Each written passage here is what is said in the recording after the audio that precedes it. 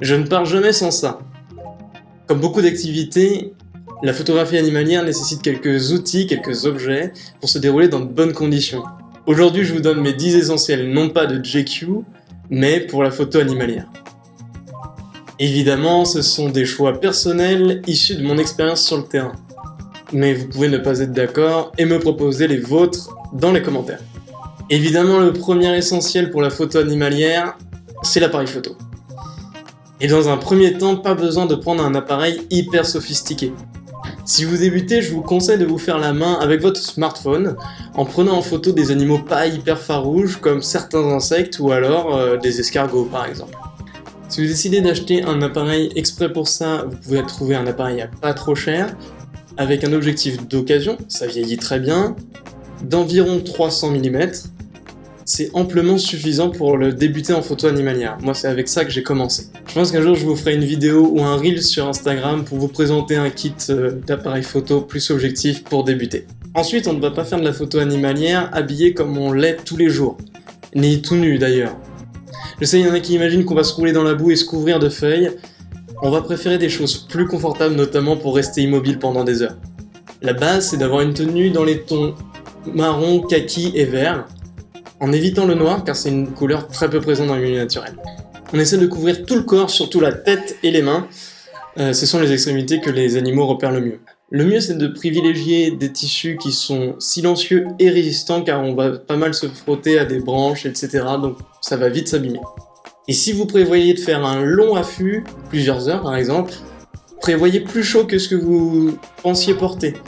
Quand on ne bouge pas, forcément la température du corps redescend. À prendre en compte si vous voulez pas vous geler les miches.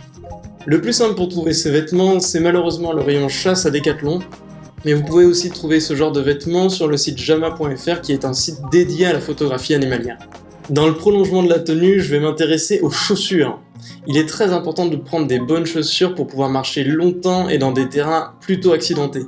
Une grosse partie de la photo animalière consiste à bien connaître le terrain où on souhaite observer des animaux, et pour cela, il faut beaucoup l'arpenter. Et comme vous n'êtes pas Frodon Sake, je vous conseille de prendre de bonnes chaussures.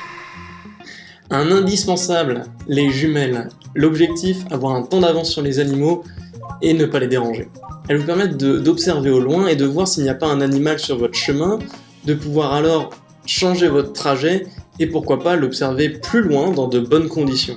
Je m'en sers très souvent, notamment quand je fais une petite pause dans ma balade, quand j'entends un bruit autour de moi pour essayer de voir l'origine de ce bruit, ou encore quand je passe d'un milieu à un autre, par exemple de la forêt à un champ, pour voir si dans le champ il n'y a pas un animal déjà en place que je n'aurais pas vu. Et pour les plus débrouillards d'entre vous, il peut servir de zoom pour votre smartphone. Ça ne fait pas de belles photos, mais pour l'ingéniosité et pour le souvenir, c'est plutôt sympa. Là, on rentre dans les outils de confort. Vous pouvez faire sans, mais très honnêtement, je ne vous le conseille pas. Le trépied, outil indispensable pour deux raisons. Cela va permettre de reposer vos bras lors de longs affûts, et ça, votre kiné vous remercie. Et puis, ça va vous permettre de prendre des photos avec moins de lumière en allongeant le temps d'obturation. J'expliquerai dans une autre vidéo le principe de triangle d'exposition. Mais pour l'instant, gardez en tête que vous allez pouvoir prendre des photos plus tôt le matin et plus tard le soir.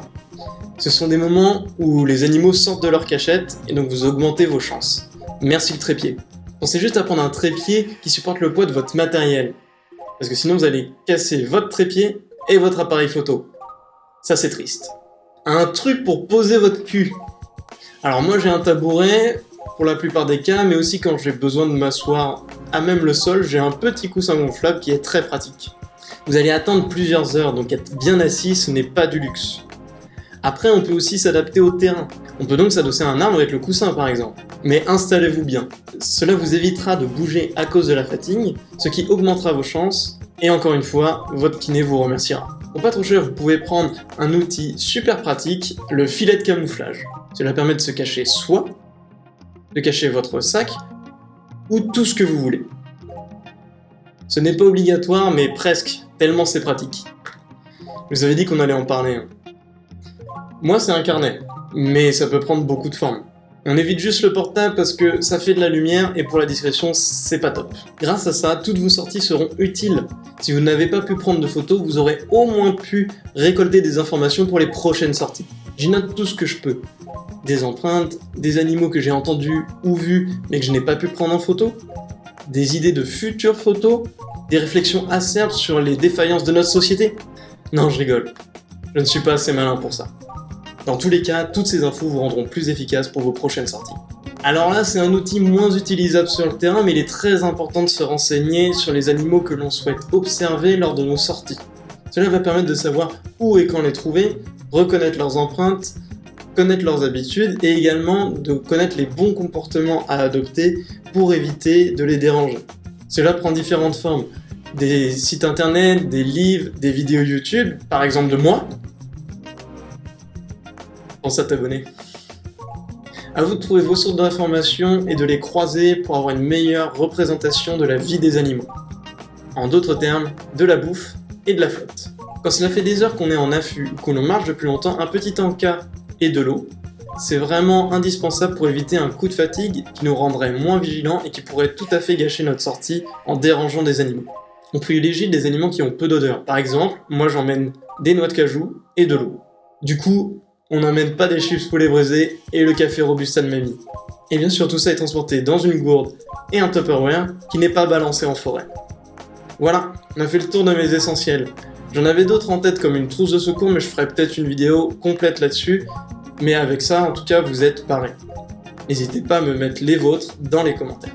Si vous avez apprécié la vidéo, vous pouvez mettre un like et vous abonner à la chaîne. Vous pouvez également venir voir mes photos et vous abonner à mon Instagram, ça fait toujours plaisir. Et si vous voulez, vous pouvez venir discuter avec moi en live sur ma chaîne Twitch où je propose des lives où je montre comment je développe mes photos. Et parfois, je fais un peu de jeux vidéo pour le plaisir. Allez, je vous souhaite de bonnes sorties. Salut!